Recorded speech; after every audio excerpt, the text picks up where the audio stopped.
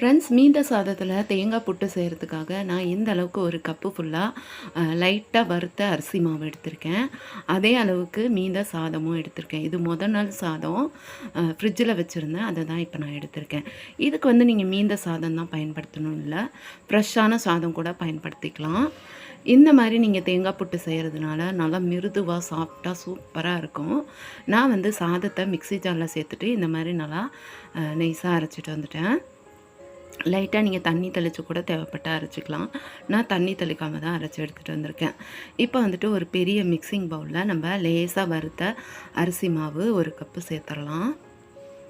அதுக்கு ஈக்குவலாக சாதம் அரைச்ச சாதத்தை நான் இப்போ அந்த மாவோடு கலந்துக்கிறேன். இந்த தேங்காய் புட்டு இந்த மெத்தடில் நீங்கள் செஞ்சு பார்த்தீங்கன்னா எப்படி வந்ததுன்னு மறக்காமல் சொல்லுங்கள்.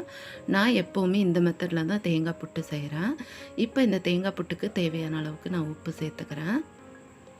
உப்பு வந்து நீங்கள் அரைவாசி தான் சேர்க்கணும். உப்பு வந்து முழுசாக சேர்க்கக்கூடாது தேங்காய் புட்டுக்கு.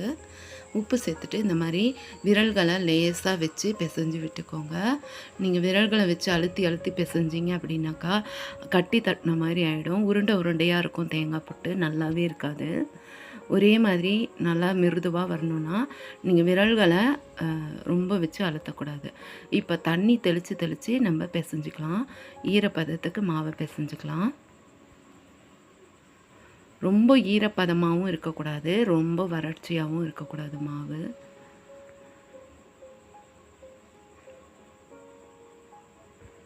நீங்கள் வெறுமனே லேசாக அரிசி மாவை வறுத்துக்கோங்க. அப்போ நல்லா மணமாக இருக்கும் தேங்காய் புட்டு.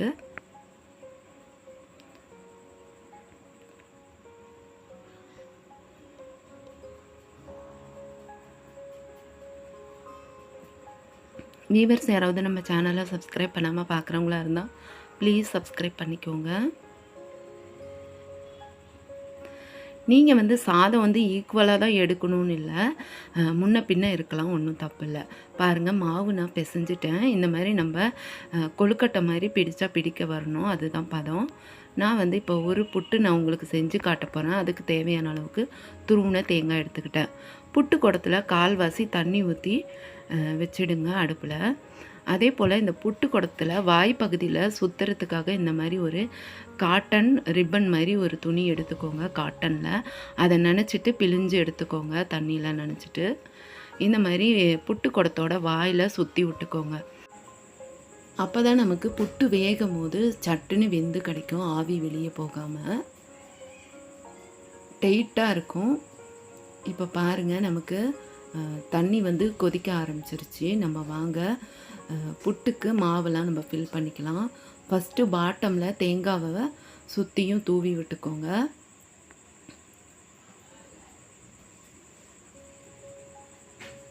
இந்த மெத்தடில் நீங்கள் தேங்காய் புட்டு செஞ்சிங்கன்னா எப்படி வந்ததுன்னு மறக்காமல் கமெண்ட்ஸில் சொல்லுங்கள். வியூவர்ஸ் யாராவது நம்ம சேனலை சப்ஸ்கிரைப் பண்ணாமல் பார்க்குறவங்களா இருந்தால் ப்ளீஸ் சப்ஸ்கிரைப் பண்ணிக்கோங்க. தேங்காவை சுற்றியும் தூவி விட்டுட்டு ஒரு கைப்பிடி மாவு எடுத்து அப்படியே தளர்வாக சுற்றியும் உள்ளே போட்டுருங்க. தளர்வாக போடுங்க. போட்டிங்கன்னா தட்டி தட்டி விட்டுடாதீங்க, அப்போ உங்களுக்கு வேகிறதுக்கு ரொம்ப நேரம் ஆகும். தேங்காய் போட்டு தளர்வாக போட்டு கொடுங்க மாவை உள்ள. இந்த மாதிரி ஸ்டெப் பை ஸ்டெப்பாக போட்டு முடிச்சுக்கோங்க.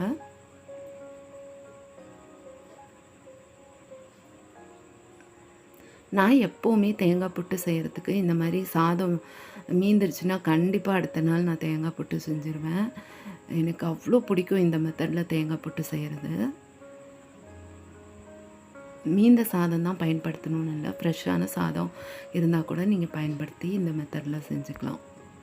இப்போ பாருங்கள், நம்ம கம்ப்ளீட் பண்ணிட்டோம். இப்போ வந்து நம்ம புட்டு கடத்தில் வச்சிடலாம்.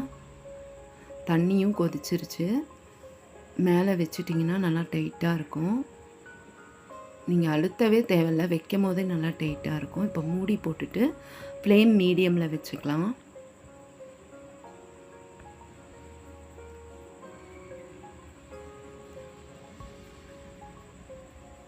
வச்ச ஒரு ஒரு 1 நிமிஷத்துக்குள்ளேயே உங்களுக்கு ஆவி வர ஆரம்பிச்சுரும். இதில உங்களுக்கு வீடியோல தெரியுதா என்னன்னு தெரியல. ஆவி வர ஆரம்பிச்சிருச்சு. 5, 6 நிமிஷத்துல வேக வச்சு எடுத்துருங்க. இப்ப பாருங்க நமக்கு ஒரு 5, 6 நிமிஷம் ஆயிடுச்சு. புட்டு வெந்துருச்சு சூப்பரா. இப்ப எடுத்துறலாங்க.